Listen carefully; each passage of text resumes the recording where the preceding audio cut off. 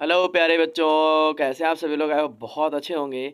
और इस वीडियो में मैं आप लोगों को एक क्विक रिवीजन दूंगा किसकी, प्रेजेंट टेंस की और पास्ट टेंस की और फ्यूचर टेंस की। तो जितना पॉसिबल होगा उतना छोटा वीडियो बनाऊंगा, लेकिन अगर एक वीडियो में नहीं कवर होता है तो 2, 3 या 4 टेंस की वीडियोस बनाऊंगा, जिसमें मैं आपको एक क्विक रिवीजन दूंगा कि क्या होता है टेंस, कैसे टेंस को पढ़ते हैं और हिंदी टू इंग्लिश ट्रांसलेशन सीखते हैं। ठीक है, तो अब करना क्या है, आपको कुछ भी नहीं करना है, सिर्फ आपको हमारे इस चैनल को सब्सक्राइब करना है, वीडियो को पूरा वॉच करना है, ताकि आपको अच्छे से अच्छे तरीके से एक चीज़ समझ में आ जाए, छोटी से छोटी बड़ी से बड़ी सभी चीज़ें आपको समझ में आ जाए। चलिए शुरू करते हैं।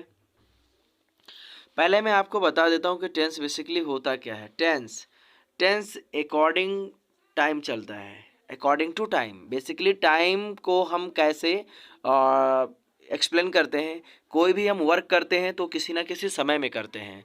हो सकता है कि वो काम हम वर्तमान में कर रहे हैं, हो सकता है कि वो काम हमने बीते हुए समय में किया हो, या हो सकता है कि वो काम हम आने वाले समय में करेंगे। तो कोई भी कार्य जो हम करते हैं वो बेसिकली क्या होता है, एक समय के अकॉर्डिंग चलता है। बस वही टेंस है। Tense means time. Tense means basically time, action of the time. Tense क्या है? Tension is basically the represent. तो tense is basically a sign of, symbol of time, action of time. समझे? कार्य के होने का समय ही बेसिकली क्या है, टेंस है। अब इसकी इंपॉर्टेंस क्या है? टेंस की जो इम्पोर्टेंस है बच्चों, वो इम्पोर्टेंस इसकी बहुत ज़्यादा है। अगर आपको सीखनी है ट्रांसलेशन तो इसकी इम्पोर्टेंस बहुत ज़्यादा है। ठीक है बच्चों, अब देखिए, अगर मैं आपसे बताऊं यहाँ पर, ठीक है, तो आपको पढ़ना है कि टेंस बेसिकली कितने होते हैं। तो आप जानते हैं, क्विक रिवीजन में मैं आपको फिर भी करवा देता हूँ। पहला होता है प्रेजेंट टेंस, दूसरा होता है पास्ट टेंस और तीसरा होता है फ्यूचर टेंस। ठीक है, तो आपका जो ये है प्रेजेंट टेंस, जैसे इसका एक सेंटेंस मैंने लिखा है कि मैं खाना खाता हूँ, पास्ट टेंस का हो जाएगा मैं खाना खाता था, और फ्यूचर टेंस का क्या हो जाएगा, मैं खाना खाऊंगा। अरे बात समझ में? और अगला जो टेंस है वो है, अगला है हमारा कि हम टेंस पढ़ने से पहले एक बार नंबर को समझते हैं, एक वचन और बहुवचन को। जो आपका एक वचन और बहुवचन होता है,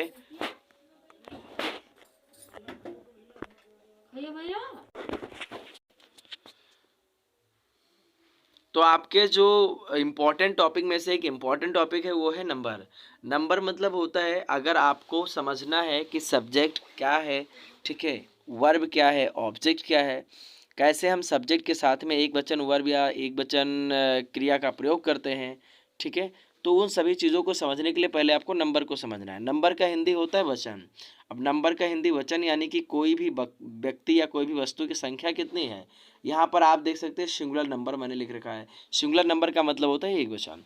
यानी कि यहाँ पर आप एक नाइफ देख सकते हैं, एक लिटिल गर्ल देख सकते हैं, एक यंग मैन देख सकते हैं, ठीक है। लेकिन हमने यहाँ पर देखिए प्लूरल नंबर में समझाया है कि एक से अधिक अधिक गर्ल्स हैं, एक से अधिक यंग मैन हैं और एक से अधिक नाइफ्स हैं, नाइफ्स। तो अब ये जो चीज़ें हैं, इनसे आपको समझ में आ रहा होगा कि बेसिकली नंबर क्या है। और number is basically number tells us about the number of thing. Number क्या करता है? नंबर हमें संख्या बताता है। एक वचन मतलब एक संख्या किसी चीज़ की, किसी व्यक्ति वस्तु की, और अगर बहुवचन तो एक से अधिक व्यक्ति वस्तु की संख्या। आगे देखते हैं पर्सन। पर्सन क्या है? पर्सन बेसिकली प्रोनाउन का टॉपिक है, नंबर बेसिकली नाउन का है, लेकिन ये रिलेटेड होते हैं सारी टॉपिक एक दूसरे से, इस वजह से पढ़ा रहा हूँ। ट्रांसलेशन सीखना है तो ये चीज़ें बहुत आसानी से आपको समझ लेनी है। पर्सन क्या है? पर्सन में बेसिकली क्या होता है कि हम पढ़ते हैं फर्स्ट पर्सन, सेकंड पर्सन और थर्ड पर्सन। फर्स्ट पर्सन में जो आई होता है वो सिंगुलर होता है, बी होता है वो प्लुरल होता है। ये फर्स्ट पर्सन के सब्जेक्टिव केस के प्रोनाउन है। यू है जो, ये सेकंड पर्सन में है। जो फर्स्ट पर्सन होता है, इसी को अभी मैंने आपको एक नरेशन वाले वीडियो में बताया था कि स्पीकर कहते हैं ना। ये स्पीकर तो बेसिकली कोई भी बन सकता है, वो अलग बात है, लेकिन यहाँ पर आई और बी जो होती है ये स्पीकर होते हैं। यानी कि ये बोलते हैं तो ये बोलने का काम करते हैं और अपने बारे में बोलने का काम करते हैं। सामने होता है वो सुनता है, सेकंड पर्सन, यानी ये लिसनर होता है। सेकंड पर्सन जो होता है वो लिसनर होता है, ठीक है। थर्ड पर्सन होते हैं, third person he see it और दे, ये वो होते हैं, ठीक है, जिनके बारे में बात करते हैं, जिनके बारे में बात किया जाता है, तो ये थर्ड पर्सन कहलाते हैं। थर्ड पर्सन में ही सी इट एक वचन होते हैं, दे बहुवचन होता है, यू एक वचन बहुवचन दोनों होता है, आई एक वचन होता है लेकिन बी बहुवचन होता है।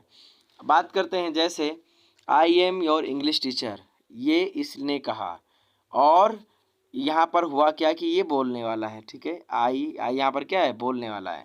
अब इन बच्चों ने कहा कि you are the best teacher man, यानी कि ये इन्होंने जब इस लेडीज ने बोला तो इन लड़कियों बच्चों ने सुना, और ये फर्स्ट पर्सन ये सेकंड पर्सन हो गए। अब यहाँ पर क्या है, यू आर द बेस्ट, अब इसने इस लड़की ने बोला लेकिन सुना किसने, इसने, तो ये स्पीकर हो गई और ये लिस्नर हो गई। ठीक है, थर्ड पर्सन जिसके बारे में बात की जा रही है। अब देखो यहाँ पर जैसे I will complain you to your father, ठीक है, I will complain you to your father, मैं तुम्हारे पिताजी से शिकायत करूँगी। अब यहाँ पर इनके जो पिताजी आए हैं, योर फादर, ये फादर है ना, ये इस बात को बोला इस मैम ने और सुना है इन बच्चों ने, और इसमें बात किसके बारे में की गई, फादर के बारे में, कि शिकायत किससे की जाएगी, फादर से, तो फादर यहाँ पर हो जाएंगे आपके थर्ड पर्सन। अब हम बात करते हैं सब्जेक्ट की, कि सब्जेक्ट क्या होता है। सब्जेक्ट बेसिकली वो होता है जो किसी एक्शन को परफॉर्म करता है। ठीक है, देखो यहाँ पर बच्चे कार्य खेल रहे हैं ना, तो ये किसी एक्शन को परफॉर्म कर रहे हैं। मैं वीडियोस बना रहा हूँ, मैं एक एक्शन को परफॉर्म कर रहा हूँ, आप इस वक्त पढ़ रहे हो वीडियो से, मोबाइल से, आप एक एक्शन को परफॉर्म कर रहे हो। आ रही बात समझ में। तो बेसिकली जो भी कोई एक्शन करेगा, जिसके बारे में भी कोई जानकारी दी जाएगी, वो सब्जेक्ट होगा। और डूअर, सब्जेक्ट को बेसिकली डूअर भी कहा जाता है, और ये किसी न किसी सेंटेंस में कोई ना कोई एक्शन करते हैं। अगला है सब्जेक्ट कौन बनेगा, डूअर कौन होगा, नाउन या प्रोनाउन। ये मैं आपको बहुत बार बता चुका हूँ कि सब्जेक्ट कौन बनता है, नाउन या प्रोनाउन। नाउन या प्रोनाउन ही सब्जेक्ट और ऑब्जेक्ट बनने का काम करते हैं। इनके अलावा जो भी सब्जेक्ट जो भी शब्द होते हैं, उनका अलग अपना महत्व होता है, अलग इंपॉर्टेंस होती है, उनकी अपनी अलग ग्रामर होती है, लेकिन वो कभी भी सब्जेक्ट या ऑब्जेक्ट नहीं बन सकते हैं। अब यहाँ पर ये लड़का है, यंग मैन, जो क्या कर रहा है, बुक रीडिंग कर रहा है लाइब्रेरी में। ठीक है, तो ये काम कर रहा है किसका, पढ़ने का। बात करते हैं सब्जेक्ट के बाद में कि वर्ब क्या होता है। वर्ब बेसिकली क्या है, वर्ब दो प्रकार के होते हैं, मेन वर्ब और हेल्पिंग वर्ब।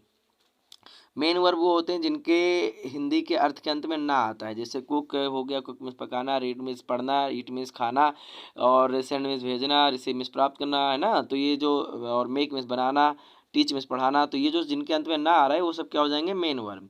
अब ये वर्ब का टॉपिक है पढ़ने का, हम अलग ही बात करेंगे कि वर्ब वगैरह कैसे है, क्या है। अभी हम ये समझेंगे कि यहाँ पर कैसा है, जैसे वॉक हो गया, गो हो गया, रन हो गया, ईट हो गया, कम, सेंड, कॉल, ये सब क्या होंगे, मेन वर्ब हो गए। और दूसरा वर्ब का टाइप होता है helping verb. Helping verb basically is am are होता है, डूडज होता है, हैज हैव होता है ना। तो ये जो सभी के सभी होते हैं, बिल, सेल, तो बेसिकली मोडाल्स होते हैं, लेकिन मोडाल्स भी आपके हेल्पिंग वर्ब में ही आते हैं। तो ये जो वर्ब हैं, वर्ब के टॉपिक हैं, इन्हें भी हम एक अलग वीडियो में समझेंगे, लेकिन फिलहाल आपको यहाँ पर समझा दें डिफिनीशन क्या है। तो the work is being performed by subject is called a verb, यानी कि कोई ऐसा कार्य जो किसी के द्वारा किया जा रहा है, वो एक्शन, वो क्रिया वर्ब कहलाती है। जैसे मैं पढ़ा रहा हूँ तो मेरे द्वारा पढ़ाने का काम किया जा रहा है, तो ये क्या हो जाएगा, वर्ब हो जाएगा। बात करते हैं ऑब्जेक्ट की। ऑब्जेक्ट क्या होता है, तो ऑब्जेक्ट बेसिकली क्या है, जब कोई सब्जेक्ट काम करे और उस सब्जेक्ट का प्रभाव जिसके ऊपर पड़े, वो ऑब्जेक्ट कहलाता है। जैसे ये बच्चे स्कूल जा रहे हैं, यहाँ पर Shyamu will meet Ramu today. अब श्यामू जो है ये सब्जेक्ट है, ये काम क्या करेगा, मिलेगा, किससे मिलेगा, रामू से। तो यहाँ पर जो इसके मिलने का प्रभाव पड़ेगा रामू पर पड़ेगा, बच्चों के जाने का प्रभाव कहाँ पड़ेगा, स्कूल पर पड़ेगा। तो कुल मिला के ये जो शब्द होते हैं जिन पर कर्ता के द्वारा किया गया क्रिया का प्रभाव पड़ता है, वो ऑब्जेक्ट कहलाते हैं।